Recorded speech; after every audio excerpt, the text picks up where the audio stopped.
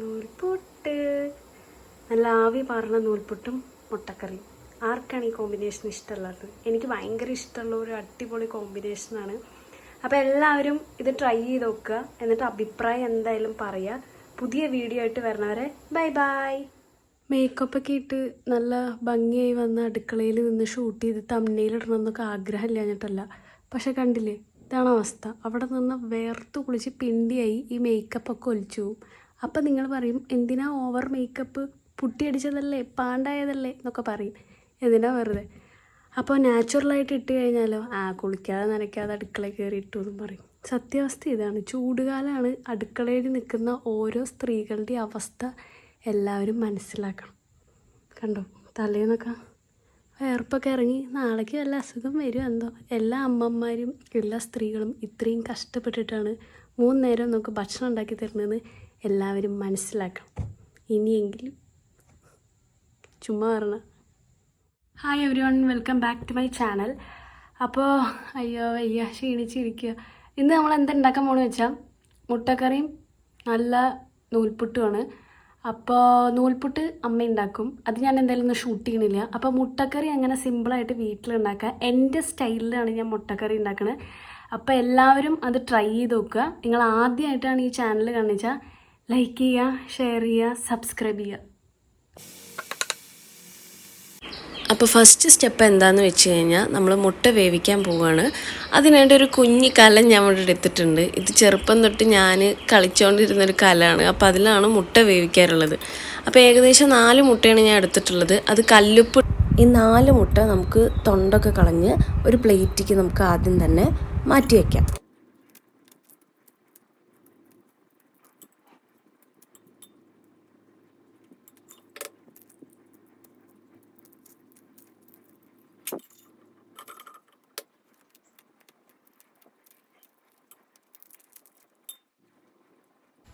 അതിനുശേഷം നമ്മളൊരു പാൻ എടുക്കുക.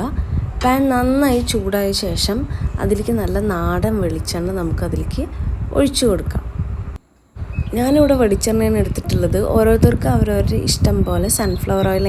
സവാള ഭയങ്കര ലൈറ്റായിട്ടാണ് ചോപ്പ് ചെയ്തിട്ടുള്ളത്. അപ്പോൾ ലൈറ്റായിട്ടാകുമ്പോൾ പെട്ടെന്ന് തന്നെ നമുക്ക് വഴണ്ട് കിട്ടാൻ ഭയങ്കര എളുപ്പമാണ്.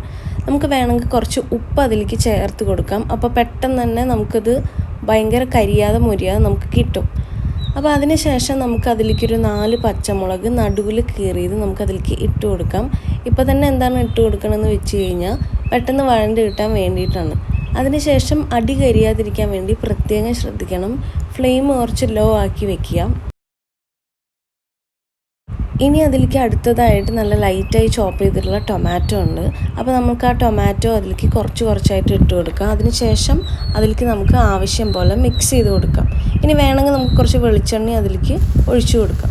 അതിനുശേഷം ജിഞ്ചർ ഗാർലിക് പേസ്റ്റ് ഞാനിവിടെ ഒരു ഗ്ലാസ്സിൽ എടുത്തിട്ടുണ്ട്, അതിലേക്ക് ഒഴിച്ചു കൊടുക്കാം. എന്നിട്ട് നന്നായിട്ട് നമുക്കതിൽ മിക്സ് ചെയ്ത് കൊടുക്കാം.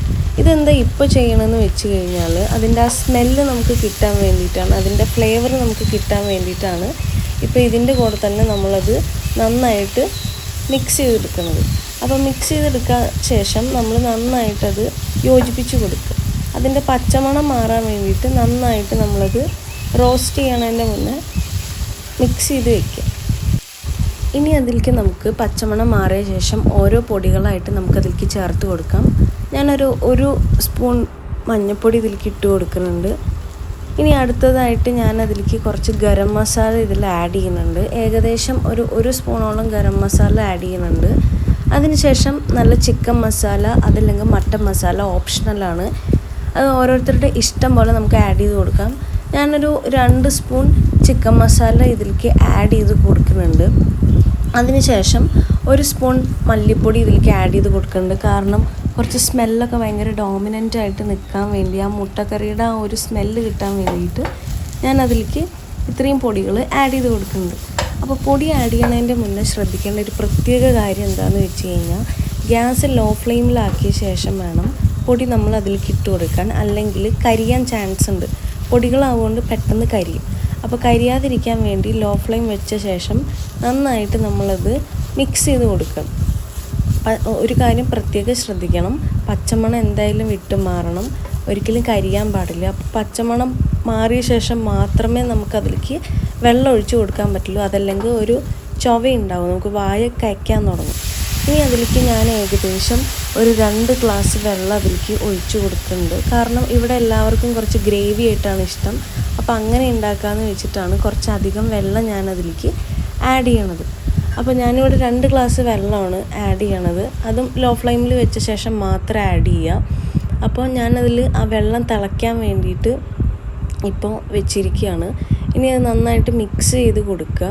മിക്സ് ചെയ്ത് കൊടുത്ത ശേഷം നമ്മൾ കുറച്ച് നേരം വെയിറ്റ് ചെയ്യണം. ഏകദേശം ഒരു 3-4 മിനിറ്റ് നമ്മളത് വെയിറ്റ് ചെയ്യണം. ആ വെള്ളം തിളച്ച് ഒന്ന് കുറുകാൻ വേണ്ടിയിട്ടാണ് നമ്മൾ വെക്കേണ്ടത്. അപ്പോൾ നമുക്ക് ഇപ്പോൾ ഏകദേശം അതിൽ കുമിളകൾ വരുന്ന കാണാൻ പറ്റും. അപ്പോൾ അത് തിളച്ചുകൊണ്ടിരിക്കുകയാണ്. ഓരോരുത്തരുടെ ആവശ്യാനുസരണം നമുക്ക് അതിലത്തെ വെള്ളം വറ്റിക്കാം. ചിലർക്ക് ഗ്രേവി ആയിട്ട് ഇഷ്ടം ഉണ്ടാവില്ല. അപ്പോൾ അങ്ങനെയുള്ളവർ കുറച്ചും കൂടി നേരം തിളപ്പിക്കുക. അപ്പോൾ അത് കുറച്ചും കൂടി അബ്സോർബ് ചെയ്യും. ഇനി ഞാനതിൽ ഉപ്പിട്ട് കൊടുക്കാൻ മറന്നുപോയി. അപ്പോൾ അതിലേക്ക് ഞാൻ ഉപ്പിട്ട് കൊടുക്കുകയാണ്. അപ്പോൾ ആവശ്യം പോലെ, ചിലർക്ക് കല്ലുപ്പാണ് ഇഷ്ടം, ചിലർക്ക് പൊടിയുപ്പാണ് ഇഷ്ടം. ഞാനിവിടെ പൊടിയുപ്പാണ് എടുത്തിട്ടുള്ളത്. കല്ലുപ്പിട്ട് കൊടുക്കുമ്പോൾ കുറച്ചും കൂടി അധികം ഇട്ട് കൊടുക്കണം. പൊതുവേ കല്ലുപ്പാണ് നല്ലത് എന്നാണ് പറയാറ്. പക്ഷെ ഞാനിവിടെ എൻ്റെ അളവ് തെറ്റാതിരിക്കാൻ പൊടിയുപ്പാണ് ഇട്ട് കൊടുക്കുന്നത്. ഇനി നമ്മൾ ഒരു പ്രത്യേകമുള്ളൊരു കാര്യം എന്താണെന്ന് വെച്ച് കഴിഞ്ഞാൽ, നമ്മൾ ഹോട്ടലിലൊക്കെ പോയി കഴിഞ്ഞ് കഴിഞ്ഞാൽ ഈ മുട്ടക്കറിക്ക് ഒരു പ്രത്യേകതരം മധുരം നമുക്ക് കിട്ടും. ആ മധുരം എന്താണെന്ന് വെച്ച് കഴിഞ്ഞാൽ അവർ കുറച്ച് പഞ്ചസാര അതിൽ ആഡ് ചെയ്യുന്നുണ്ട്. അപ്പം ഞാനും ആ ടേസ്റ്റ് കിട്ടാൻ വേണ്ടി അതിലേക്ക് പഞ്ചസാര ആഡ് ചെയ്യുന്നുണ്ട്. അതിനുശേഷം നല്ല മല്ലിത്തലയൊക്കെ ഇട്ട് കൊടുത്തു. ഇനി നമ്മൾ നേരത്തെ എടുത്തു വെച്ചിട്ടുള്ള ആ 4 മുട്ട ഇപ്പോൾ അതിലേക്ക് ഇട്ട് കൊടുക്കാം. ഞാനിവിടെ നടു കീറിയിട്ടല്ല ഇട്ട് കൊടുക്കണം. നടു കീറിയിട്ട് മുട്ട ഇട്ട് കൊടുക്കേണ്ടവർക്ക് ഒരു കത്തി നല്ല തണുത്ത വെള്ളത്തിൽ മുക്കിയ ശേഷം ആ മുട്ട നടുവിൽ വെച്ചിട്ട് കട്ട് ചെയ്യുക. അതെന്തിനാണ് അങ്ങനെ ചെയ്യണമെന്ന് വെച്ച് കഴിഞ്ഞാൽ മുട്ട പൊട്ടാതെ കിട്ടാൻ വേണ്ടിയിട്ടാണ്. അപ്പോൾ ഇവിടെ എല്ലാവർക്കും ഇങ്ങനെയാണ് ഇഷ്ടം. അപ്പോൾ അതുകൊണ്ട് തന്നെ ഞാൻ മുട്ട നടുവിൽ കട്ട് ചെയ്യാതാണ് ഇവിടെ ഇട്ട് കൊടുക്കുന്നത്.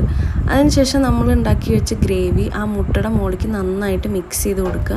കാരണം ഈ ഗ്രേവി അതിൻ്റെ ഉള്ളിലേക്ക് ആ ഫ്ലേവർ കിട്ടാൻ വേണ്ടിയിട്ടാണ്. ഞാൻ മുട്ടയുടെ സൈഡിൽ അവിടെയും ഇവിടെയും കുറച്ച് കീറിയിട്ടുണ്ട്. അപ്പോൾ പെട്ടെന്ന് അതിൻ്റെ ഉള്ളിലേക്ക് ആ എരിവും ആ ടേസ്റ്റൊക്കെ കിട്ടാൻ വേണ്ടിയിട്ടാണ്. അപ്പോൾ ഇത്രയേ ഉള്ളൂ. അപ്പോൾ എല്ലാവരും ഇത് വീട്ടിൽ ട്രൈ ചെയ്ത് നോക്കുക. ഭയങ്കര സിമ്പിളായിട്ട് നമുക്ക് ഉണ്ടാക്കാൻ പറ്റും. തലേൻ്റെ വീഡിയോ ഒന്നുമല്ല. നമ്മൾ യൂട്യൂബിലൊക്കെ വീഡിയോ ഇടുമ്പോൾ വിചാരിക്കുക, ആഹാ എന്ത് എളുപ്പമാണ് വീഡിയോ ഉണ്ടാക്കി, ഈ കുക്കിംഗ് വീഡിയോസൊക്കെ ഭയങ്കര എളുപ്പമാണല്ലോ എന്നൊക്കെ കരുതും. പക്ഷേ അങ്ങനെയൊന്നുമല്ല. നമ്മൾ അടുക്കളയിൽ നിന്ന് ഇതപ്പോൾ വേർത്തൊഴുകിയണത്, അത് വെള്ളം ഒഴിച്ചൊന്നുമല്ല, അതെൻ്റെ തലയിൽ കണ്ടോ വേർപ്പൊക്കെ. അടുക്കളയിൽ നിന്ന് പുഴുകി ഉണ്ടാക്കിയ സംഭവമാണ്.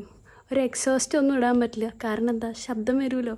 അപ്പോൾ അത്രയും കഷ്ടപ്പെട്ടിട്ടാണ് ഓരോ ഫുഡ് വ്ളോഗേഴ്സും എന്താ പറയുക വീഡിയോസ് ഇടുന്നത്. അപ്പോൾ അതിൻ്റെ പിന്നിലുള്ള എഫേർട്സ് ആരും കാണാതെ പോകരുത്, അതുകൊണ്ട് പറയുകയാണ്. അപ്പോൾ എല്ലാവരും വീഡിയോ ഇഷ്ടമായിച്ചാൽ ലൈക്ക് ചെയ്യുക, ഷെയർ ചെയ്യുക, സബ്സ്ക്രൈബ് ചെയ്യുക. പുതിയ വീഡിയോ ആയിട്ട് വരണവരെ ബൈ.